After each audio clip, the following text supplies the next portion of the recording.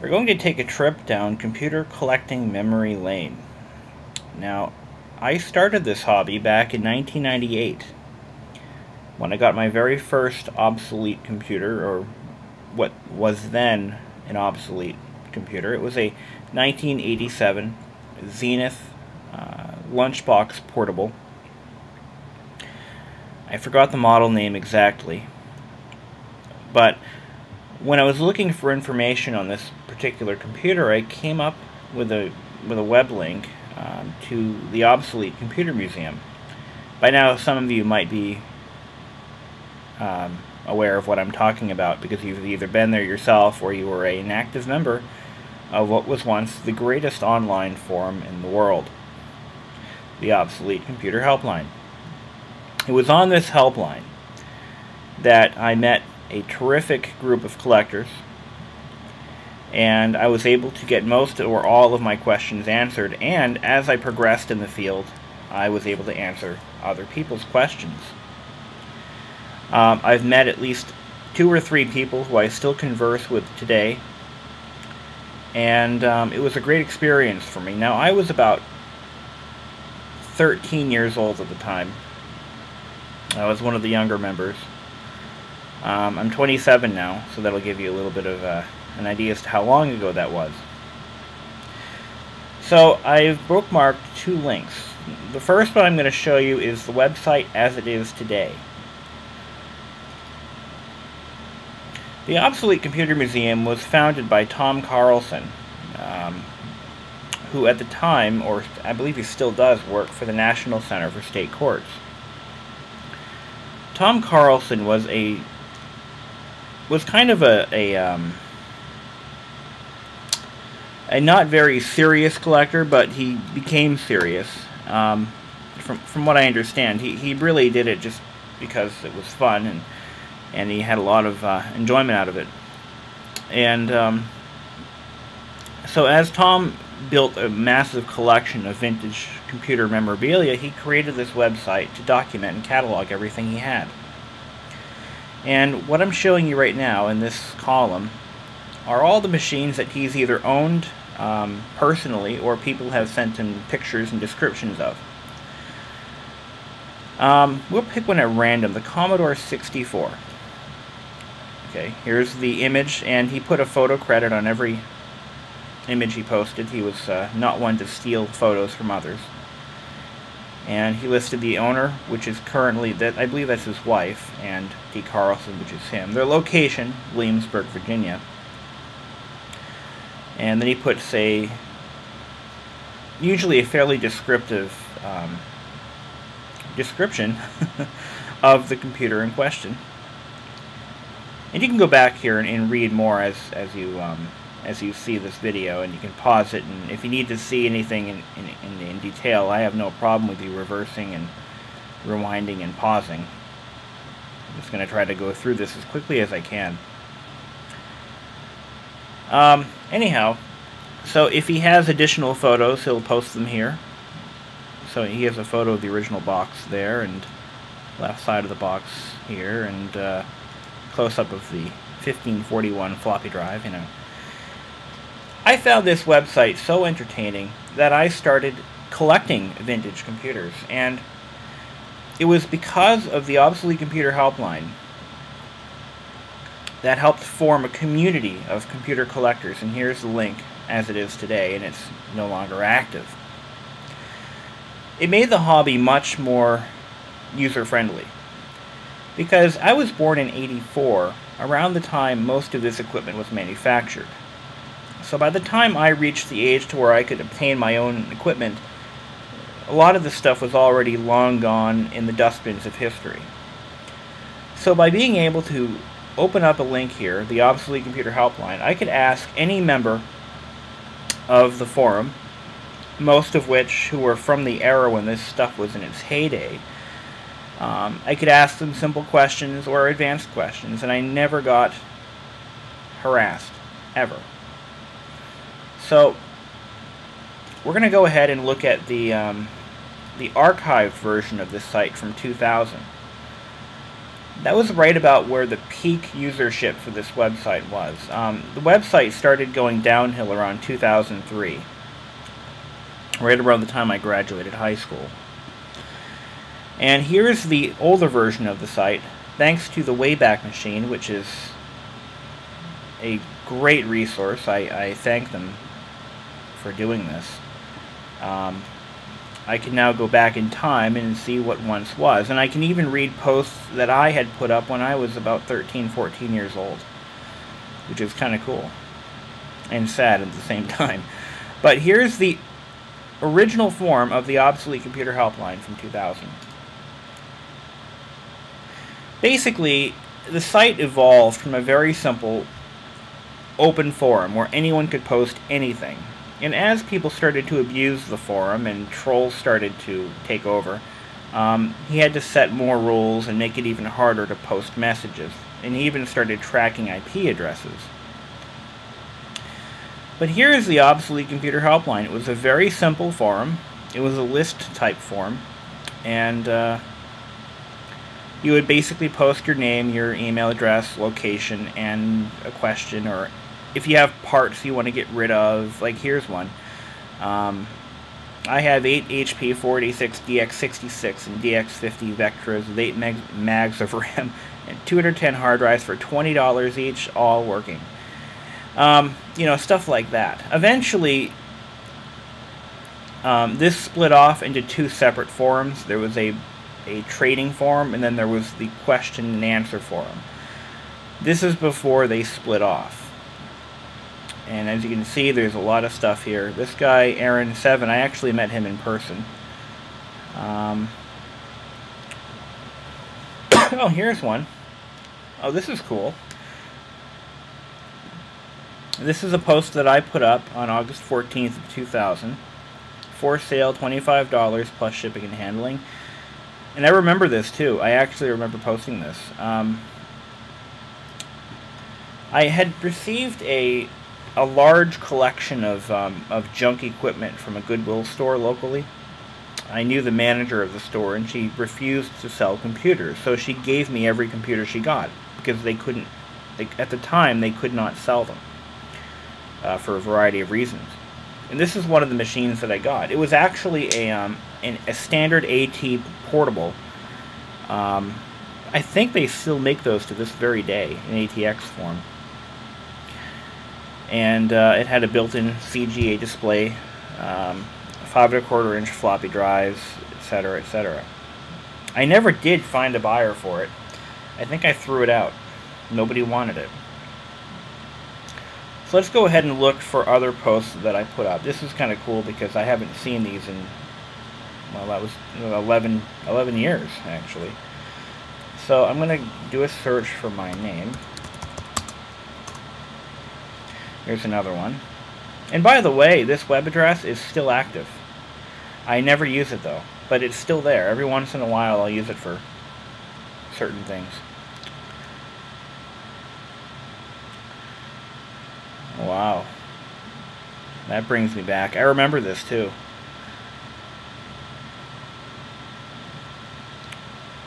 Wow, I remember that like it was yesterday. I had a Performa 630, it was missing the motherboard, but I got it completely disassembled. That was a joke. You can pause the video and read this and you'll see what I mean. This is an old website that I had, which is still archived. Let's take a look.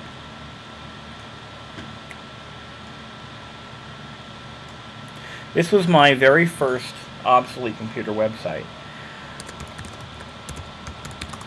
And if I plug this address into archive.org,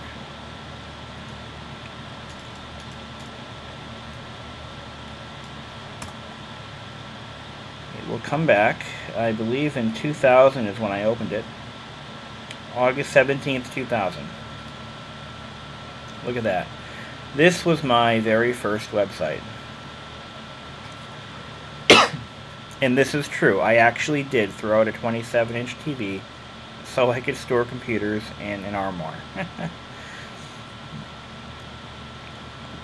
At the time, I owned 37 computers. I didn't own them all consecutive or at the same time. It was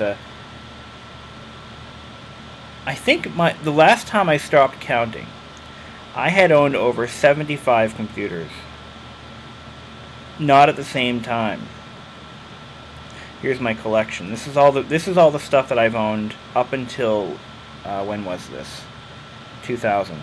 So I actually did own all of these computers. And wow. That's so cool. Alright, now let's take a look at a newer version of the site when I had updated it a little more. I think I had brought it up to around 70 machines. I don't recall for sure. 2004 would have been the latest version. I stopped updating the site around 2001. Let's try 2003. Unfortunately, the hosting company, which was another basic free hosting company, went completely out of business, and they were acquired by several companies. I even put my resume up there. This is so outdated. That was my old phone number. Ignore that.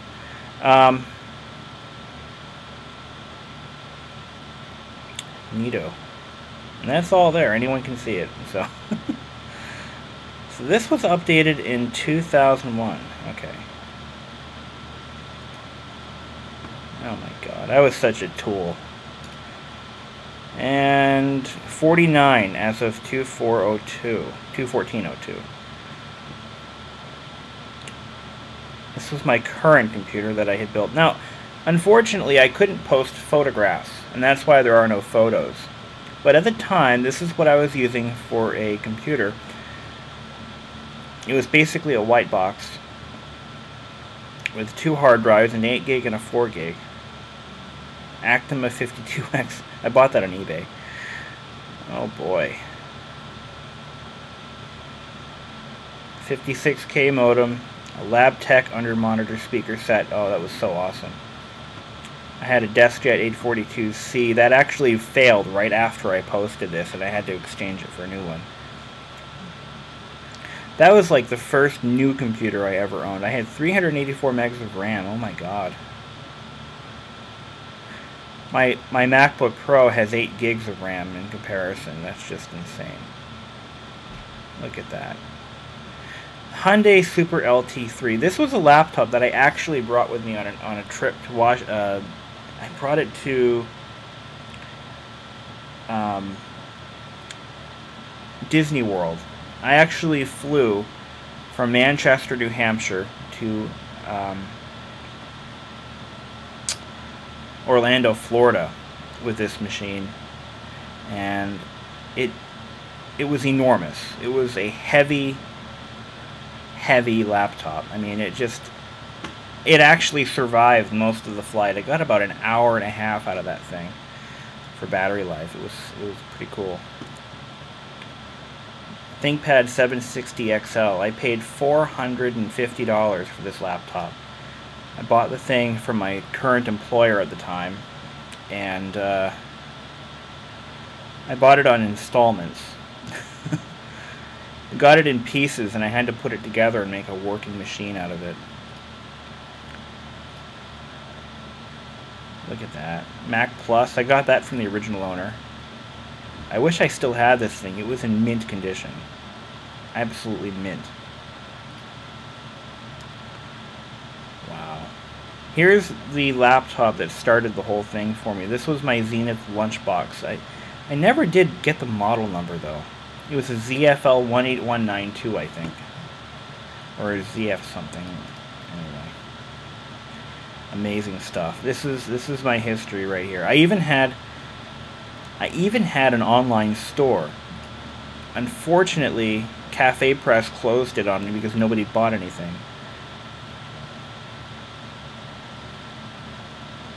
I wonder if it's still there.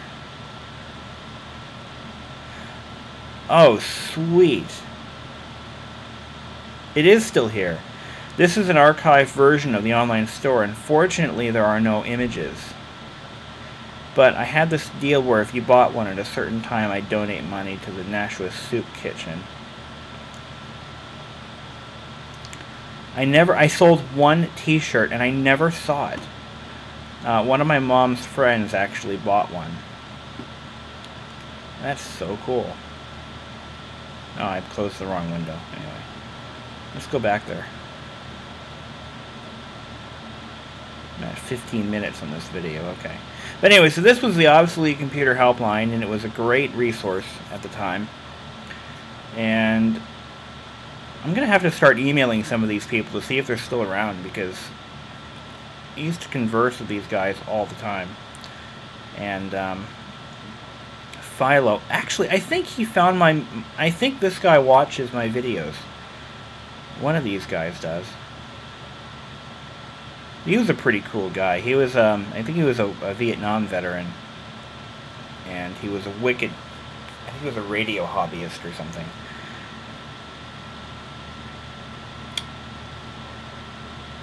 Pretty cool game on PBS's website. This was me. Guess the computer. I got them all right. Oh, I remember that. Yeah. Funny stuff. But I was a real active user of this forum. And there was a really strong community of collectors. And I haven't stayed with it. I mean, there are a lot of these guys moved to other forums and I never followed them. I pretty much started doing my own thing, and I stopped collecting around 2002. And I gave away, sold off, and disposed of my entire collection at that point. And, you know, what was obsolete now wasn't obsolete when this forum existed. We had a rule.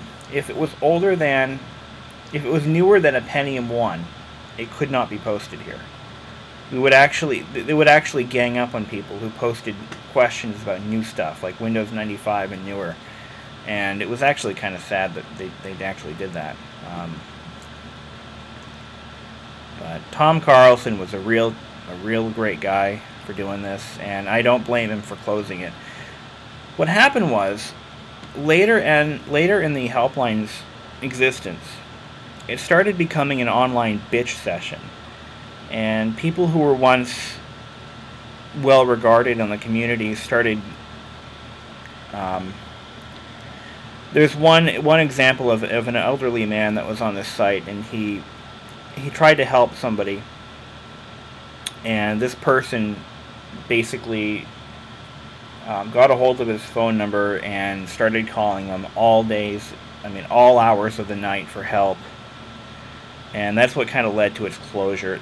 A little bit of that is still, you can still see it when he finally closed the forum.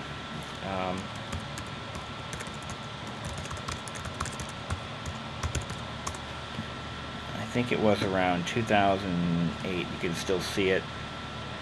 Let's try February 24th of 08. Oh, this is when he changed the site. Let's see here.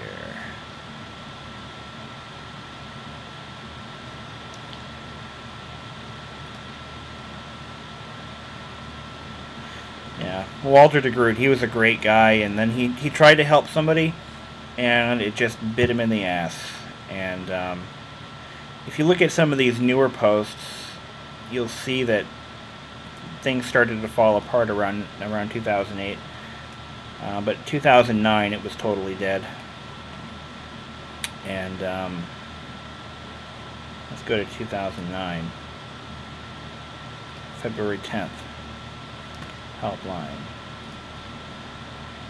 Here we go. This is when he closed it. Alright, that's enough. Sorry all, but I'm not going to babysit this site. It's over. And it was unfortunately Walter who got caught up in this, and he was one of the greatest guys I had ever known on this site. And unfortunately, he was too nice, and he tried to help some kid, and it was terrible.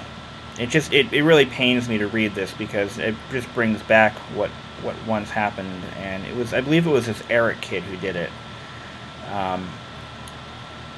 Basically what he did is, this is a good lesson for anyone who's into the computer field. If you help somebody, depending on the person, you may very well become their personal lifeline forever and ever. You know, you could do the, you know, you help somebody out, and then they just take advantage of you. And that's what happened to Walter. And unfortunately, the whole saga unfolded in front of everyone, and it was sad to see this happen to what once was a great forum, and now it's dead, and there's no more forum. And it looks like Tom Carlson has moved on to bigger and better things, and he pretty much let the site stay as a museum, and that's about it. And the site itself is now the museum. It's ironic. But that's all the time we have for now. Hope you've enjoyed, and I hope you,